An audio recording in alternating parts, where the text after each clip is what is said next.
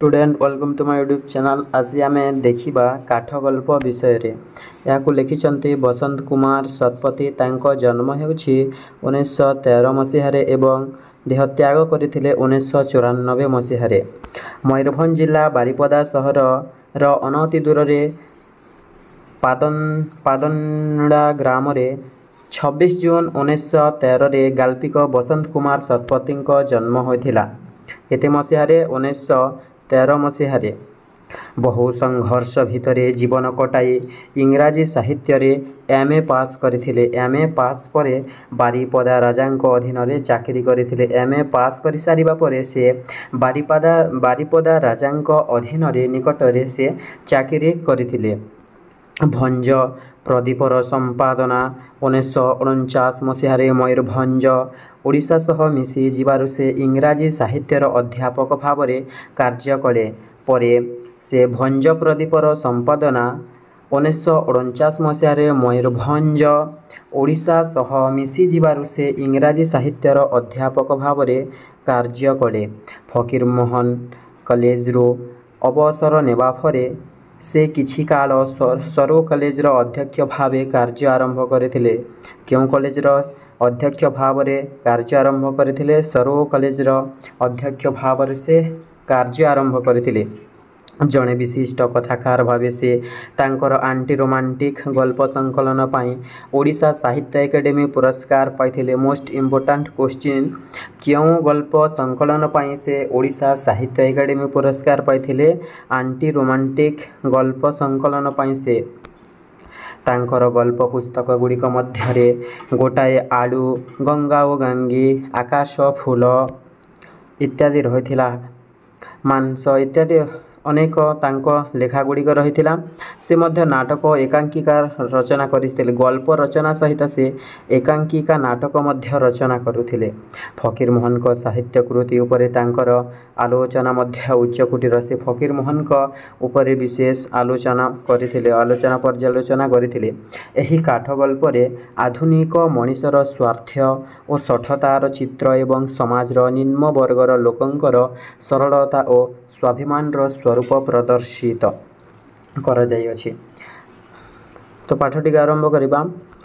रही अछि बहु तर्क वितर्क पर निष्पत्ति हेला चिरा काठ किणिबा अपेक्षा गोदामरू गोटाए गड़ बा मुंड काठ किणी आनी घरे चिराइबा लाभजनक हेबो। अवश्य गोटिए चिरा काठ किणिबा अपेक्षा गोदाम को जाई गोटिए गड़ बा मुंडा काठ आनी घरे चिराइले कम खर्च हेबो बोली कहउचंती। किणी आनी घरे चिराइले लाभजनक हेबो, कम पैसा रे काम चलिबो बोली हा कहउचंती। ताको आनी घरे चिराइबा पई कहउचंती। तदनुसार भारत काठ गोदामरू 2 क्विंटाल गंडी काठ ठेला गाड़ी रे आनी घर सामना रे पड़िया रे पकाई देले। क्यों काठ गोदाम? तदनुसार भारत काठ गोदाम 2 क्विंटाल आनी थिले। केते क्विंटाल? 2 क्विंटाल गंडी काठ ठेला गाड़ी रे आनी घर सामना रे पड़िया रे पकाई देले। गोदाम वाला कहिला, एई जेउ सुखिला मुंडा देखुछ ताहा 2 बरसर पुरुणा, सुखी टण टण करुछि। ध काठ, सही काठटीर ना हेउछि ध काठ। चिरी देले बारूद पली जलिबो। गैस रे जेमिति रोषेई करंती सही बोली जरिबो बोली कहउचंती। 12 टंका क्विंटाल, कम दाम नेबे तो सालगंडी अछि, कंचा पड़िबो, छेली अछि, धुआं हेबो। एई ध काठ रहिछि एहा बारूद परी फुरफुर चलिबो एवं सालगंडी अछि, कंचा पड़िबो, छेली अछि, एहा धुआं बाहरिबो। साधारणतः रांदेल समय काठरे साधारणतः धुआं बाहरी थाए। तो यही काठरे बेसी धुआं बाहरिबो बोली एठारे कहा जाइछि। जंगल राज्यर लोक मु जानिछि क्यों काठ केमिति जले। अवश्य से जंगलर लोक थिले सेथिपाई से भल भावरे जानिछंती जे क्यों काठ केमिति जले। बेसी दाम पड़ू पछके फुरुफुरु होई जलिबा काठ को पसंद कले। फुरुफुरु होई क्यों काठ जलुथिला? ध काठ। सही ध काठ को नेबा पाई से मन बढ़ाइले।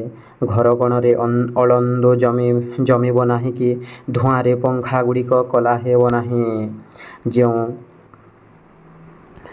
ନିଆଁ ଜଳିଲା ସମୟରେ ଯେଉଁ କାଠିରେ କଲା ଲାଗିଥାଏ ତାହାକୁ ଧ ଅଲନ୍ଦୁ ଜମିବ ନାହିଁ ବୋଲି ଏଠାରେ କୁହାଯାଇଛି। ପଙ୍ଖା କଲା ହେବ ନାହିଁ। ସାଧାରଣତଃ ଯେଉଁଠାରେ ଆମେ ରୋଷେଇ କରିଥାଉ କାଠ ଦ୍ୱାରା ତା ଉପରେ କଲା ପଡ଼ିଯାଇଥାଏ ତାହାକୁ ଧ ଅଲନ୍ଦୁ ଜମିବ ନାହିଁ ବୋଲି ଏଠାରେ କୁହାଯାଇଅଛି।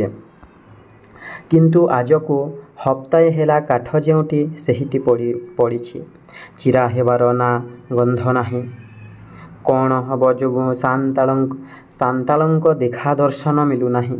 ତାଙ୍କର ହାଣ୍ଡିଆ ଖିଆ କୁକୁଡ଼ା ଲଢ଼େଇ ଧୁମୁସା ମାଦଳ ସରିବ ନା ମୋ କାଠ ଚିରା ହେବ।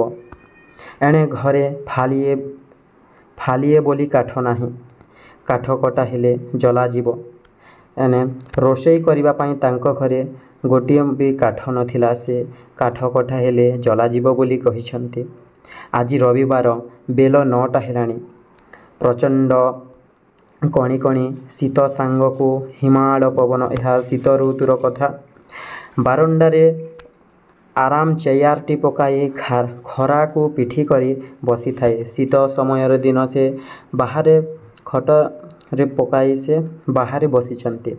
ଖବରକାଗଜରୁ ଆଦିବାସୀମାନଙ୍କ ପାଇଁ ଗତ 30 ବର୍ଷ ଧରି ଆମେ କ'ଣ କ'ଣ କରିଛୁଁ ତାର ବିବରଣୀ ଓ ହିସାବ କିତାବର ଅନୁଧ୍ୟାନ କରୁଥିଲେ। ସେହି ଦରିଦ୍ର ଗରିବ ଶ୍ରେଣୀମାନଙ୍କର ଆଦିବାସୀମାନଙ୍କ ପାଇଁ ଗତ 30 ବର୍ଷ ମଧ୍ୟରେ ଆମେ କେଉଁ ସବୁ କାମ କରିଛୁଁ ତାହାଙ୍କର ହିସାବ କିତାବ ଅନୁଧ୍ୟାନ କରୁଥିଲେ। ହଠାତ୍ ମୋତି ଭୋ ଭୋ ଭୁକି ଉଠିଲା। ଚମକି ପଡ଼ି ଦେଖିଲି କାନ୍ଧରେ କୁରାଢ଼ୀ ପକାଇ ଗୋଟିଏ ଦରବୁଢ଼ା କାଠ ଚିରାଲି ସଡ଼କରୁ ମୋ ଆଡ଼କୁ ଢଳି ଢଳି ଆସୁଛି। ସିଧା ସାମନାକୁ ଆସି ସେ ପଚାରିଲା, କାଠ କାଟିବୁ ବାବୁ? ହଠାତ୍ ମୋତି ଭୋ ଭୋ ଉଠିଲା। ମୋତି କାହାର ନାମ? ଗୋଟିଏ କୁକୁରର ନାମ। ଚମକି ପଡ଼ି ଦେଖିଲେ କାନ୍ଧରେ କୁରାଢ଼ୀ ପକାଇ ସେହି କୁରାଢ଼ୀ ଜଣକୁ ଦେଖି ତାଙ୍କ ପୋଷା କୁକୁରଟି ଭୋକିବାକୁ ଲାଗିଲା।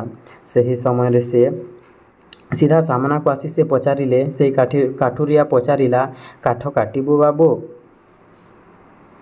ଚମକି ପଡ଼ି ଦେଖିଲେ କାନ୍ଧରେ କୁରାଢ଼ୀ ପକାଇ ଗୋଟିଏ ଦରବୁଢ଼ା କାଠ ଚିରାଲି ସଡ଼କରୁ ମୋ ଆଡ଼କୁ ଢଳି ଢଳି ଆସୁଛି। ସିଧା ସାମନାକୁ ଆସି ସେ ପଚାରିଲା, କାଠ କାଟିବୁ ବାବୁ? ମନେ ମନେ ଭାବିଲି, ବର୍ଷ ବର୍ଷ ଧରି କୋଟି କୋଟି ଟଙ୍କା ଖର୍ଚ୍ଚ କରି ଏମାନଙ୍କୁ ଆମେ ସକ୍ଷମ କରିବାର ଚେଷ୍ଟା କଲୁଁ ସିନା ଲାଭ କିଛି ହେଲାନି। ଭାଷା ଟିକିଏ ବି ଶିଖାଇ ପାରିଲୁନି। କହୁଛି କ'ଣ ନା କାଠ କାଟିବୁ ବାବୁ? କି କ୍ରିୟା କି କର୍ତ୍ତା? ଏଠାରେ ସେହି କାଠୁରିଟିର କଥା ଶୁଣି ଆଶ୍ଚର୍ଯ୍ୟ ପ୍ରକାଶ କରୁଛନ୍ତି ଏବଂ ଏ ଉକ୍ତିଟି ପ୍ରକାଶ କରିଛନ୍ତି। ଖତେଇ ହୋଇ ତାର ଗଲା ସ୍ୱର ଅନୁସରଣ କରି କହିଲି, ହଁ ହଁ କାଟିବି କେତେ ନେବୁ? ସେହି ସମୟରେ ସେ କାଠୁରିଆ ବୃଦ୍ଧ ଜଣଙ୍କର କଥା ଶୁଣି ସେ କହିଲେ, ହଁ ହଁ କାଟିବି କେତେ ଟଙ୍କା ନେବୁ ବୋଲି ସେ ପଚାରିଲେ। ସେ କାଠ ଆଡ଼କୁ ଚାହିଁଲା। କହିଲା, 2 କୁଇଣ୍ଟାଲ ହେବ। ଗୁଦାମରେ ତ ବାବୁ ଆମକୁ 2 ଟଙ୍କା କରିଦେଉଛ କୁଇଣ୍ଟାଲ। ଏଇ ବଜାରଟାରେ ଗୋଟେ ଦର ନା 2ଟା। ତୁ 4 ଟଙ୍କା ଦେବୁ ଆର୍ କେତେ? 4 ଟଙ୍କା ଦେବା ପାଇଁ ସେ କହୁଛନ୍ତି। ନାହିଁ 4 ଟଙ୍କା ହେବନି, ମୋତେ ବହୁତ ପଡ଼ିଯାଉଛି। 3.5 ଦେବି। କାଠବାଲା ନେଲା 24, ଠେଲାବାଲା 4 ଟଙ୍କା। ତୁ ନେବୁ 4.32 ପଡ଼ିଲା। ଗ୍ୟାସ୍ ଚୁଲି ତ ବରଂ ଶସ୍ତା ହେବ। 3 ଟଙ୍କା 8 ଅଣାରେ କାଟିବୁ ତ କାଟ, ନ ହେଲେ ଚାଲିଯା। ସେହି ସମୟରେ ସେ କହୁଛନ୍ତି, 3 ଟଙ୍କା 8 ଅଣାରେ କାଟିବୁ ତ କାଟ, ନ ହେଲେ ଏଠାରୁ ଚାଲିଯା ବୋଲି କହୁଛନ୍ତି ସେ କାଠୁରିଆଟିକୁ। ସେ କଅଁଳ ଗଳାରେ କହିଲା, ତୁ ବି ବାବୁ ଏମିତି କାଠୁଆ ହବୁ ତ ଆମର ଗରିବ ନୁକ ବଞ୍ଚିବ କିମିତି? 4 ଅଣା 8 ଅଣା ନାଗି ଆମର ସାଙ୍ଗରେ ଝଗଡ଼ା କରିବୁ? ଏଠାରେ ତାଙ୍କ ଆଞ୍ଚଳିକ ଭାଷାରେ କୁହାଯାଇଛି ଯେ, ତୁ ବି ବାବୁ ଏମିତି କାଠୁଆ ହବୁ ତ ଆମର ଗରିବ ନୁକ ବଞ୍ଚିବ କେମିତି? ଗରିବ ନୁକ ଏଠାରେ ଗରିବ ଲୋକ ବଞ୍ଚିବ କେମିତି? 4 ଅଣା 8 ଅଣା ନାଗି ଆମର ସାଙ୍ଗରେ ଝଗଡ଼ା କରିବୁ? ଏ 4 ଅଣା 8 ଅଣା ପାଇଁ ଆମ ସାଙ୍ଗରେ ଝଗଡ଼ା କରିବୁ? ତୋତେ ଭଗବାନ ବଡ଼ ନୁକ କରିଛି। ତୋତେ ଭଗବାନ ବଡ଼ ନୁକ ନୁକ୍ର ଅର୍ଥ ହେଉଛି ବଡ଼ ଲୋକ କରିଛି। କେତେ ପଇସା ତୋର କେଉଁଆଡ଼େ ଚାଲିଯାଇଛି? କେତେ ଟଙ୍କା କେଉଁଠାରେ ତମେ ଖର୍ଚ୍ଚ କରିଛ? ଆମର ଗରିବ ନୁକ୍ର ପେଟରେ କାଟିଲେ ତୋର ପେଟ ପୂରିବ। ଗୁଦାମବାଲା ଗୁଦାମରେ ଚାବି ଦେଇ କରି ପାହାଡ଼କୁ ଗେଲା ବୋଲି ତୋର ଏଠାକୁ ଆସିଛି ନ ହେଲେ। କଲେଜ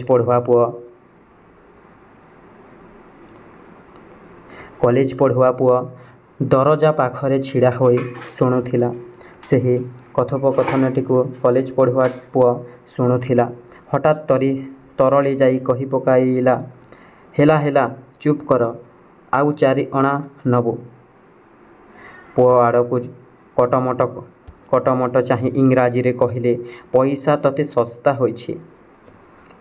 ତାଙ୍କ ପୁଅଟିକୁ କହିଲେ, ପଇସା ତୋତେ ଶସ୍ତା ହୋଇଛି। ଦେଖିଥାନ୍ତୁ ସେ ସେତିକିରେ କାଟିଥାନ୍ତା କି ନାହିଁ। କାଠ କଟାଳିକୁ କହିଲେ, ଯା ଏଥର କାଟ। ପୁଅଟିର କଥାକୁ ମଧ୍ୟ ସେ ଅବମାନନା କରି ନାହାନ୍ତି। ପୁଅ ତ କହିଦେଲାନି ବୋଲି ସେ କହିଛନ୍ତି। ଆଗରେ ରହିଅଛି 2 ପରସ୍ତ କରି ଘୋଡ଼ିଥିବା ଅଳପ ଓସାର ନାଲି ଧଡ଼ିର ଶାଢ଼ିଟାକୁ ସେ ଦିହରୁ କାଢ଼ି ପାଖ ବେଗୁନିଆ ଗଛ ଜାଳରେ ଲଟକାଇ ଦେଲେ। ଅବଶ୍ୟ କାଠୁରିଆମାନେ ସାଧାରଣତଃ କାଠ କାଟିବା ଆଗରୁ ସେମାନେ ନିଜ ଦେହରୁ କପଡ଼ା ଖୋଲି ସାଧାରଣତଃ ବନେନ୍ ଆମେ ସାଧାରଣତଃ ଆମ ଭାଷାରେ ବନେନ୍ ବୋଲି କହିଥାଉ। ସେ ବନେନ୍‌ଟିକୁ ପିନ୍ଧି ସେ କାଠ ଚିରିବାକୁ ଲାଗିଛନ୍ତି। କାନିର ଗଣ୍ଡି ଫିଟାଇ ଦୋକ୍ତା ଚୂନ ବାହାର କରି କଳରେ ଚାକି କୁରାଢ଼ି ଧଇଲା। ଏଠାରେ ବୁଝିପାରୁଥିବ ଯେ ଦୋକ୍ତା ଚୂନ ସାଧାରଣତଃ ଭାଙ୍ଗ କିଏ ଖାଅ ନାହିଁ? କିଏ ତ ଖାଉନଥିବ। ଭାଙ୍ଗ ଏଠାରେ ସାଧାରଣତଃ ତୁମେ ଅନୁମାନ କରିଥିବ ଯେ କଠିନ ପରିଶ୍ରମ କରୁଥିବା ଲୋକମାନେ ସାଧାରଣତଃ ଯେକୌଣସି କାର୍ଯ୍ୟ ହେଉନା କାହିଁକି ସେମାନେ ସେ କାର୍ଯ୍ୟଟିକୁ ଆରମ୍ଭ କରିବା ପୂର୍ବରୁ ନିଜ ପକେଟରୁ ଭାଙ୍ଗଟିକୁ କାଢ଼ି ନିଜ ହାତରେ ରଖି ପାଟିରେ ପୂରାଇଥାନ୍ତି। ତାପରେ ଯାଇ ସେହି କାମଟିକୁ କରାଇଥାନ୍ତି। ଏଭଳି କାମ ତୁମେ ଜମାରୁ କରିବ ନାହିଁ। ବୟସ ଚେହେରାରୁ ତା'ର ପାରିବାର ପଣିଆରେ ମୋର ଘୋର ସନ୍ଦେହ ହେଲା। ଭାବିଲି ଲୋଭରେ କାମ ଧରିଛି ସିନା 2 ଦିନ ଲାଗିବ କାଟିବାକୁ। ଅବଶ୍ୟ ଜଣେ ବୃଦ୍ଧ ଜଣକ ଥିଲେ, ସେଥିପାଇଁ ସେ ସନ୍ଦେହ କରୁଛନ୍ତି କେତେ ଦିନ ଲାଗିବ କାଠ ଚିରିବା ପାଇଁ। ଗୋଟାଏ ଗୋଡ଼ ଉପରେ ଲମ୍ବେ ଆଉ ଗୋଟାଏ ଗଣ୍ଡି ରଖି ମାରିଲା ପ୍ରଥମ ଚୋଟ। ପ୍ରାୟ 2 ଇଞ୍ଚ ଭିତରକୁ କୁରାଢ଼ିଟିଏ ଭେଦିଗଲା। ଟାଣି ବାହାର କରିବାକୁ କଷ୍ଟ ହେଲା ତାକୁ। ସାଧାରଣତଃ ଦେଖିଥିବ କେମିତି ଭାବରେ କାଠ ଚିରା ଯାଇଥାଏ, କେତେ ପରିଶ୍ରମ କରି ଚିରା ଯାଇଥାଏ, ସେମିତି ସେ ଚିରା ଯାଉଛି। ପଚାରିଲି, ଏ କାଠ କେମିତି ଦେଖୁଛୁ? ଭଲ ଜଳିବ ନା? ସେ କହିଲା, କାଠ ଭଲ ଯେ ବାବୁ, ହେଲେ ତୋର ନାଭ ମୋର ନୁକ୍ସାନ। ଦେଖ ନା କାଠ କିମିତି ବାଛୁଆ, ଗଣ୍ଡିଆ, ଯେମିତି ଚେମଡ଼ ସେତିକି ଟାଣ।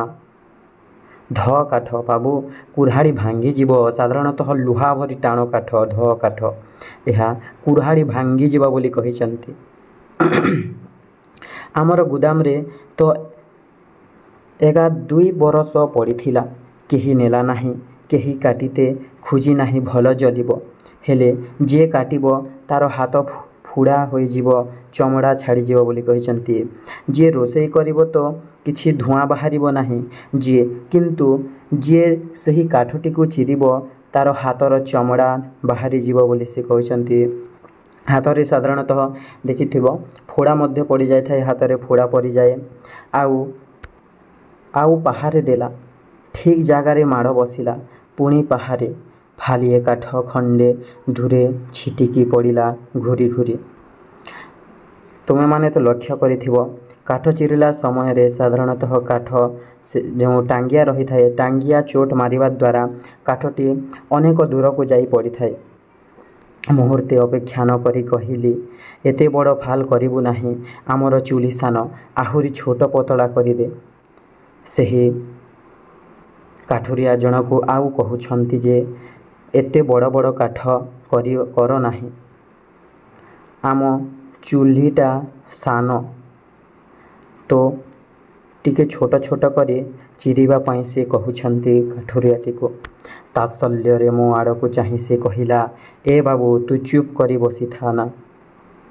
ଅବଶ୍ୟ ସେ ଗୋଟିଏ ଲୋକ କଠିନ ପରିଶ୍ରମ କରୁଥିବା ସମୟରେ ସେ ଠିଆ ହେଇକି ଏମିତି ବକବାସ କରୁଛି ତାକୁ ଭଲ ଲାଗିଲା ନାହିଁ। ତେଣୁ ସେ କହିଛି, ଏ ବାବୁ, ତୁ ଚୁପ୍ କରି ବସିଥା, ମୁଁ କାଟିବି ନା ବୋଲୁଛି। ଦେଖ ମୁଁ ଠିକ୍ ସାଇଜ କରି ଦେଉଛି କି ନାହିଁ। ଦେଖ ମୁଁ ଏବେ କେମିତି କରି ଦେଉଛି ବୋଲି ସେ କହୁଛି। ଏତେ ବରଷ ଆମ ବଜାରକୁ ଆସି ତରକା ଠିକ୍ ରକମ ଦରକାର ଜାଣିନାହିଁ ଭାବୁଛୁ। କୌତୂହଳୀ ହୋଇ ପଚାରିଲି, କେତେ ବରଷ ହେଲା ବଜାରକୁ ଆସିଲୁ? କେଉଁଠୁ ଆସିଲୁ? ମୟୂରଭଞ୍ଜରେ ମୋର ଘର ବାବୁ। ସେହି କାଠୁରିଆ ଜଣଙ୍କର ଘର ଥିଲା ମୟୂରଭଞ୍ଜରେ। ବେତନଟୀ ପାଖରେ ଯୁଦ୍ଧ ନାଗିଲା ବରଷ ଆମର ରେମୁଣାକୁ ପଲେଇ ଆସିଲା। ମୟୂରଭଞ୍ଜରେ ଦେଢ଼େ ଡାହାଣୀ ଦେବତା କଞ୍ଚା ଖାଇଦେବେ। ମୋର ଡଗରା ପୁଅ ଦୁଇଟା ଆର ତିର୍ଲାଟା ଏକା ଦିନରେ ମରିଗଲେ। ତାଙ୍କ ପୁଅ ଦୁଇଟା ଆର ତିର୍ଲାଟା ଏକା ଦିନରେ ମରିଗଲେ ବୋଲି ସେ କହୁଛନ୍ତି। ଜମି ଜାଲଗା ଖୋଲିତାଳି ଯାହା କରିଥିଲା ସେସବୁ ତୁମର ହାଟୁଆମାନେ ନେଇଗଲେ। ତାଙ୍କ ଯାହା ସବୁ ଜମି ଜାଗା ଖୋଲାତାଳି ରହିଥିଲା ତାଙ୍କୁ ସେହି ହାଟୁଆମାନେ ନେଇଗଲେ। ସରକାରଠୁ ଜମି ନେଲୁଣି। ସରକାର ଘର ଜମି ସବୁ ଦଉଛି। ତୋର ତ ଜମି ଜାଇଗା ଘରଦ୍ୱାର କିଛି ନାହିଁ। ଏହା ସେ କାଠୁରିଆଟିକୁ କହୁଛନ୍ତି। ଦେ ନା ବାବୁ, ଘରଦ୍ୱାର ଜମି ଜାଗା କରିଦେ। ସେହି କାଠୁରିଆ ଜଣକ ସେହି ବାବୁକୁ କହୁଛନ୍ତି, ଦେ ନା ବାବୁ, ଘରଦ୍ୱାର ଜମି ଜାଗା କରିଦେ।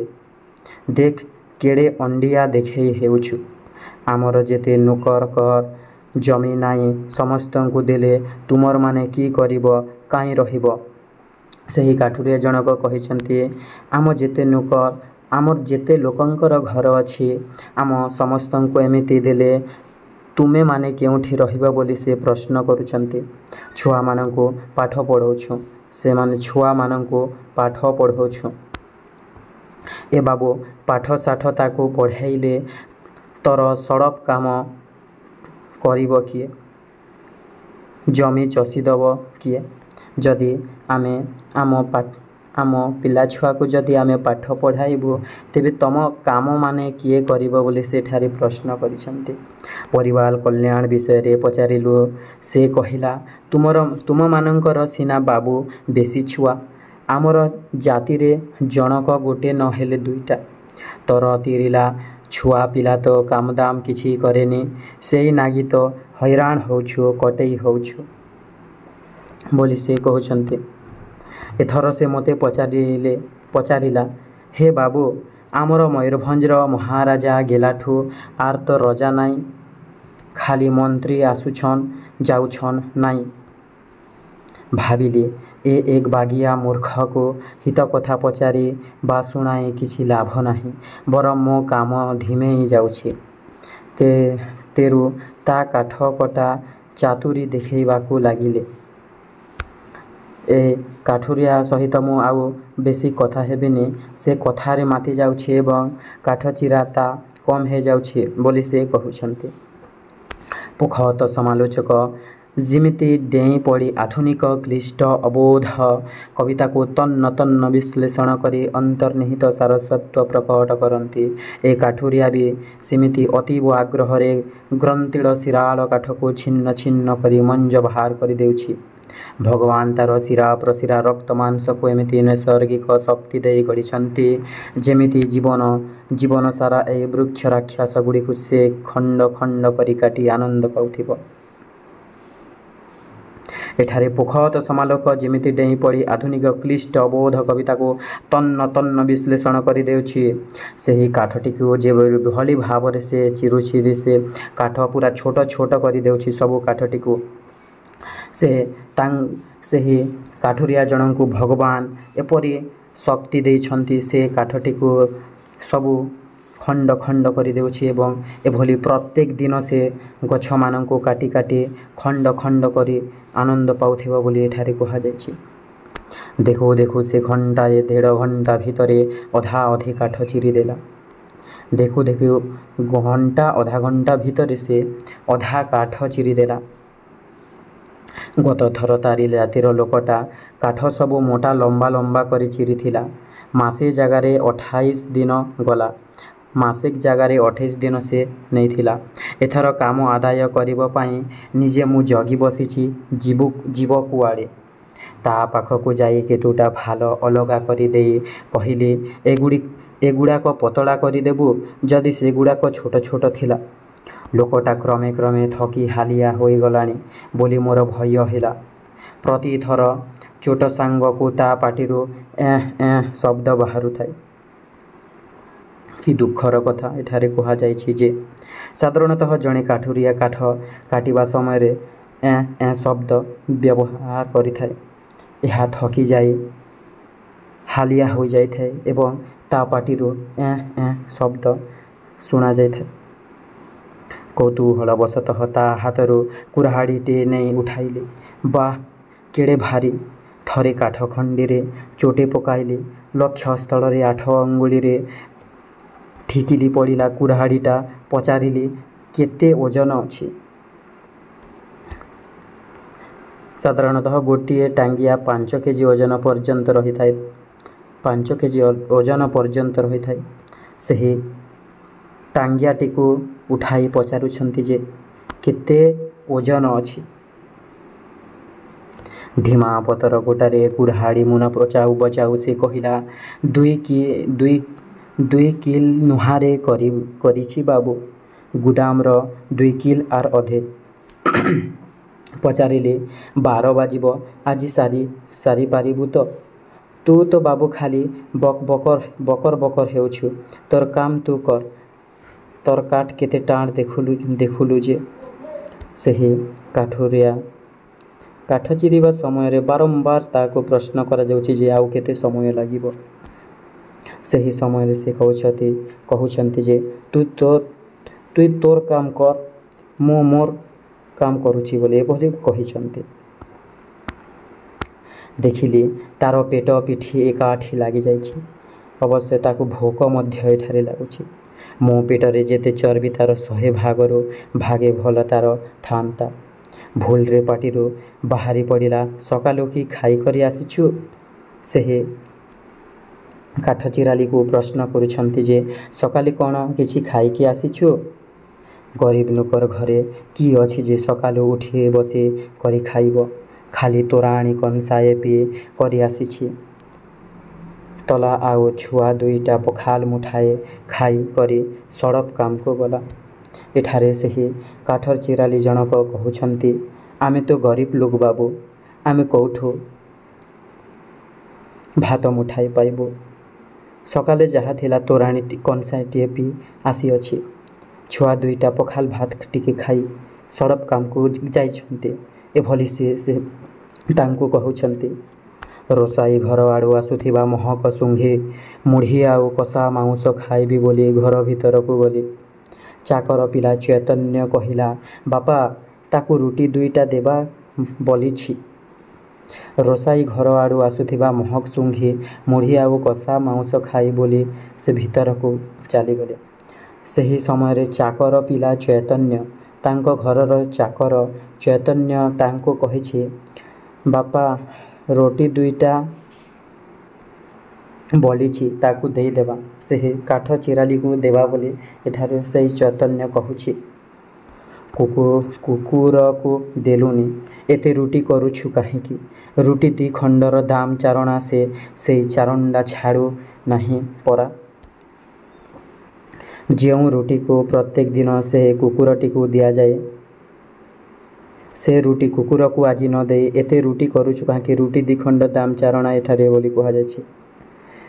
ଏବଂ କାଲି ସକାଳର ରୁଟି ବାପା ଅସରପା ଭୁଲି ଯାଇଛନ୍ତି। କୁକୁର ବି ଛୁଇଁଲା ନାହିଁ।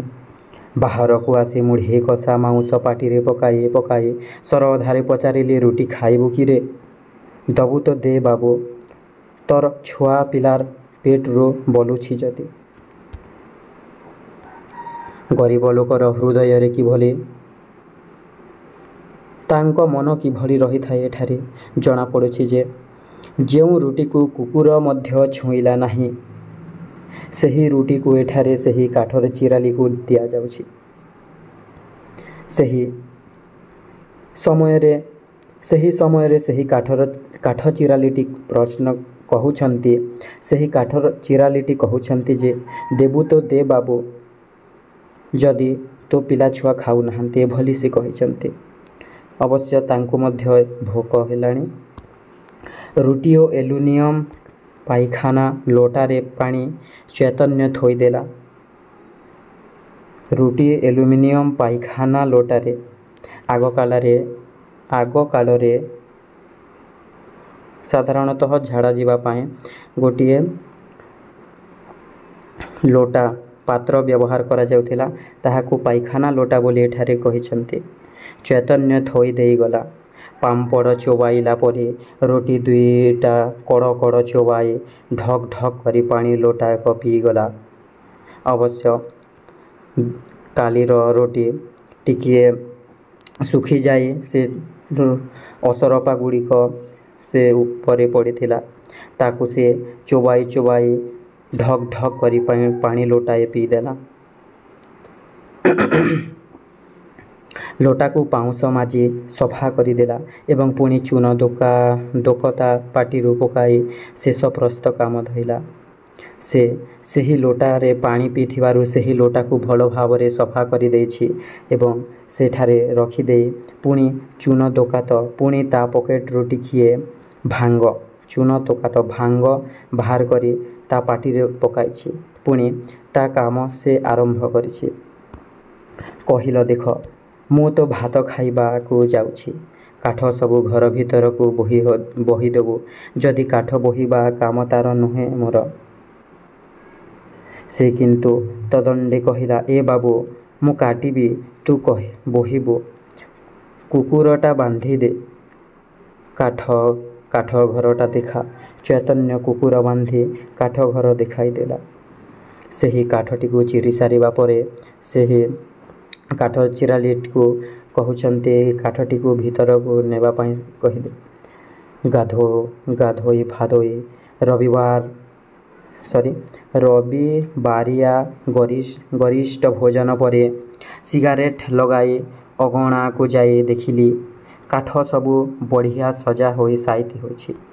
ବାହାରକୁ ଯାଇ ଦେଖିଲି ଇଞ୍ଚେ ଦି ଇଞ୍ଚ ଟୁକୁରା କାଠ ସବୁ ଭିଣି ହୋଇ ପଡ଼ିଛି। ଗୋଟାଇ ଆଣିଲି ପ୍ରାୟ 8 ଆଠଣାର କାଠ ବାହାରିବ। ବିନା କିରୋସିନିରେ ଚୁଲି ଧରାଇ ହେବ। ଏବେ ତ କିରୋସିନିର ବ୍ୟବହାର ହେଉନି, ଆଗେ କିରୋସିନିର ବ୍ୟବହାର ହେଉଥିଲା। ନିଜେ ଛୁରୀ ଓ ଖରକା ଆଣି ତାହା ହାତକୁ ବଢ଼ାଇ ଦେଇ କହିଲି, ଚିନାଚେପାର ସବୁ ଭଲ କରି କରଖି ଗୋଟାଏ ହେ କୁକୁର ପାଦରେ ପଶିଯିବ ସେ ଏଠି ଖିଲେ। କୁକୁର ପ୍ରତି ଯେଭଳି ଭାବରେ ଯତ୍ନ ନେଉଛନ୍ତି ସେ ଯଦି ସେ କାଠ ଚିରାଲିକୁ ସେଭଳି ଯତ୍ନ ନେଇଥାନ୍ତେ ତାହେଲେ ତାଙ୍କୁ ଭଗବାନ ମଧ୍ୟ ଭଲ ରଖିଥାନ୍ତେ। କିନ୍ତୁ ଏଠାରେ କୁକୁରଟିକୁ ଯେଭଳି ଭାବରେ ଯତ୍ନ ନେଉଛନ୍ତି ସେହି ଦୁଃଖ ଦରିଦ୍ର ବୃଦ୍ଧ ଜଣଟିକୁ ସେପରି ଭାବରେ ଅପବ୍ୟବହାର ମଧ୍ୟ କରୁଛନ୍ତି। ତାଙ୍କୁ ବାରମ୍ବାର କହୁଛନ୍ତି। ବିନା ଓଜର ଆପତ୍ତିରେ ସେ କାମ ବି ସେ କଲା ଏବଂ ବେଗୁନିଆ ଗଛରୁ ଓଢ଼ଣି ଆଣି କୁରାଢ଼ି କାନ୍ଧରେ ପକାଇ ଛିଡ଼ା ହେଲା ପାଉଣାର ଆଶାରେ। ସେହି ସବୁ କାମ ସାରି ସେ ସେହି ବେଗୁନିଆ ଗଛରୁ ଯେଉଁଠାରେ ସେ ତାର ସାର୍ଟ ଖୋଲି ରଖିଥିଲା ସେ ପାଖରେ ଆସି କୁରାଢ଼ି ତା କାନ୍ଧରେ ଟଙ୍ଗିଆଟି ରଖି ପାଉଣାର ଆଶାରେ ପଇସା ମାଗିବାର ଆଶାରେ ସେ ଅଟକି ରହିଲା। 2 ଖଣ୍ଡି 2 ଟଙ୍କିଆ ନୋଟ ତା ହାତକୁ ବଢ଼ାଇ ଦେଇ କହିଲି, ଦେ ଚାରଣା ପଇସା। 2 ଖଣ୍ଡି 2 ଟଙ୍କିଆ ନୋଟ ଦେଇ କହିଲି, ଦେ 4 ଅଣା ପଇସା। ଅସହାୟ ଚକ୍ଷୁରେ ଚାହିଁ ସେ କହିଲା, ମୋର ପାଖରେ ପଇସା କାହିଁ ବାବୁ, ଖାଲି ହାତଟାରେ ତ ସକାଳୁ ଘରୁ ଆସିଲା। ଏଠାରେ ଗରିବ ଏହାର ଅର୍ଥ ହେଉଛି ଯେ ତା ପାଖରେ ଚେଞ୍ଜ ନାହିଁ, ପଇସା। ସେ ଯେଉଁ ଘରରୁ ବାହାରିଛନ୍ତି ସେ ଖାଲି ହାତରେ ଆସିଛନ୍ତି। ମୋ ଘରେ କୁଚୁରା ଯେ ନଥିଲା କୁଚୁରା ଚିଲ୍ହର ଆମେ ଏହାକୁ ଚିଲ୍ହର ବୋଲି କହିଥାଉ ମୋ ଭାଷାରେ ଯେ ନଥିଲା ତାହା ନୁହେଁ କିନ୍ତୁ 75 ପଇସା ଦେଉଛି କିଏ କହିଲି ଗୋଟାଏ ନୋଟ୍ ନେଇ ବଜାରକୁ ଭଙ୍ଗେଇ ଆଣ ଅର୍ଥାତ୍ ଏହି କୁଚୁରା କରି ଆଣ ବୋଲି କହୁଛନ୍ତି ଚିଲ୍ହର ଆମ ଭାଷାରେ ଚିଲ୍ହର ବୋଲି କହିଥାଉ। ଆଜି ରବିବାର ପରା ବାବୁ ଦୋକାନ ବଜାର ସବୁ ବନ୍ଦ ଯେ 4 ଅଣା ପଇସା ଆଉ ଥାଉ ମୋର ଉପରେ ଆର ମାସକୁ କଟେଇ ନେବୁ। ନା ନା ସେ କଥା ହେବ ନାହିଁ ତୁ ଆସିବୁ ନ ଆସିବୁ କି ବିଶ୍ୱାସ। ସେହି କାଠ ଚିରାଲି ଜଣକ କହୁଛନ୍ତି 4 ଅଣା ପଇସା ଥାଉ ମୋର ଉପରେ ମୋ ପାଖରେ 4 ଅଣା ପଇସା ଥାଉ ବାବୁ ଆର ମାସକୁ କଟେଇ ନେବୁ ଆଉ ମାସରେ ମୁଁ ତୋର କାମ କରିଦେବି ବୋଲି କହୁଛନ୍ତି। ସେହି ସମୟରେ ସେ କହୁଛନ୍ତି ନା ନା ସେ କଥା ହେବ ନାହିଁ ତୁ ଆସିବୁ ନ ଆସିବୁ କି ବିଶ୍ୱାସ। ସେହି ସମୟରେ କହୁଛନ୍ତି ତୁ ଆସିବୁ ନ ଆସିବୁ ମୁଁ ଜାଣିଲେ ନାହିଁ ତୁ ଆସିବୁ କି ନ ଆସିବୁ ନା ନା ବୋଲି ଏଠାରେ ସେ କହୁଛନ୍ତି। ହାଣ୍ଡିଆ ଖାଇଲେ ଆଖି ଯେମିତି ଲାଲି ହୁଏ ସେମିତି ଆଖିରେ ମୋ ଆଡ଼କୁ ଚାହିଁ ଯୁଗ ଯୁଗର ସଞ୍ଚିତ ଚାପା କ୍ରୋଧ ବିସ୍ଫୋରଣ କରି ସେ କହିଲା କି କହିଲୁ ବାବୁ କି ବିଶ୍ୱାସ। ଏତେବେଳେ ଯାଇ ମୋତେ ଟେକାଟେକି କରି ଭୁଲେଇ ଚୁଲେଇ ତୋର ସବୁ କାମ ଆଦାୟ କରି ନେଲୁ ମୋର ଜମି ଜାଗା ବି ସବୁ ତୁମର ମାନେ ନେଲା ମୋର ନ କରିବା କାମ ବି କରିଦେଲି 2ଟା ଶୁଖିଲା ରୁଟି ଦେଲୁ ଯେ ଭାବୁଛୁ ଢେର ଦେଲୁ କହୁଛି କି ବିଶ୍ୱାସ। ଆମର କି ମଣିଷ ନାହିଁ ବଣର ଭାଲୁ ହେଇଛି ପଇସାରେ ବଡ଼ ନୁକି ଦେଖେଇ ହେଉଛୁ ମୁଁ ତୋର ଚାଲାକ ସବୁ ବୁଝିଛି ନେ ତୋର ପଇସା ବୋଲି ଏଠାରେ ସେ କହୁଛନ୍ତି। କ'ଣ କହୁଛୁ ବାବୁ କ'ଣ କହିଲି ବାବୁ କ'ଣ ମୋ ପାଖରେ ବିଶ୍ୱାସ ନାହିଁ ଏତେ ଯେ ମୁଁ ତୋର କାମ କରିଦେଲି ଏବଂ ଯେଉଁ ସୁଖା 2 ଖଣ୍ଡିଏ ରୁଟି ଦେଇ ତୁ କହୁଛୁ ଏଭଳି ସେ କହୁଛନ୍ତି ଏବଂ ତୋ ପଇସା ତୁ ନା ବୋଲି ସେହି କାଠ ଚିରାଲିଟି କହୁଛନ୍ତି। ନୋଟ୍ 2ଟା ମୋ ଆଡ଼କୁ ଫଡ଼ ଫାଡ଼ ଫୋପାଡ଼ି ଦେଇ ମୁହଁ ଥମ୍ ଥମ୍ କରି ଏକ ମୁହାଁ ଫାଟକ ପାରି ହୋଇ ସଡ଼କ ଧଇଁଲା। ସେହି ପଇସାଟିକୁ ଫୋପାଡ଼ି ଦେଇ ଖାଲି ହାତରେ ସେ ଚାଲିଗଲା। ତାର ରୁଦ୍ର ମୂର୍ତ୍ତି ଦେଖି ସେହି ମୁହୂର୍ତ୍ତରେ ମୁଁ ଉପଲବ୍ଧି କଲି ଏ ଲୋକଟିକୁ ସଜାଗ ସଚେତନ କରି ଚାଲି ଉସୁକାଇ ମୁଁ ବଡ଼ ଭୁଲ କରିଛି। ଯଦି ସେ ବୁଝିପାରିବ ଏଯାବତ ତା ପ୍ରତି ମୋର ଆଚରଣ ଓ ବ୍ୟବହାର ଆତ୍ମୀୟତା ବା ଆନ୍ତରିକତା ନଥାଇ ଥିଲା ଖାଲି ସ୍ୱାର୍ଥ ଓ ପ୍ରତାରଣା ତେବେ ସେ ହୁଏତ ଉତ୍ତ୍ୟକ୍ତ ଓ ତତ୍କ୍ଷିପ୍ତ ହୋଇ ବୁଲି ପଡ଼ିବ ଆଉ ଗୋଟାଏ ଖାଟଗଡ଼ ରହିଗଲା ଭାବି 2 କେଜିଆ କୁରାଢ଼ୀରେ ହୁଏତ ମୋର ଛାତି ମୁଣ୍ଡକୁ ଚିରି 2 ଫାଳ କରି ଦେବ।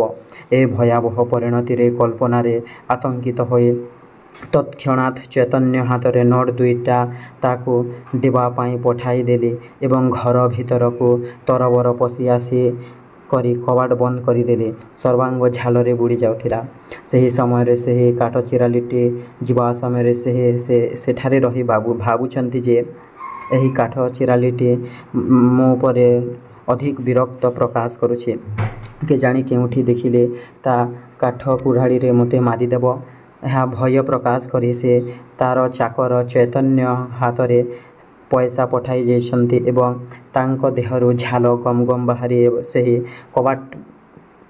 ଘର ଭିତରକୁ ଯାଇ କବାଟ ବନ୍ଦ କରିଦେଇଛନ୍ତି। ତ ଆଜି ପାଇଁ ଏତିକି ଦେଖା ହେବ ନେକ୍ସଟ ଭିଡ଼ିଓରେ।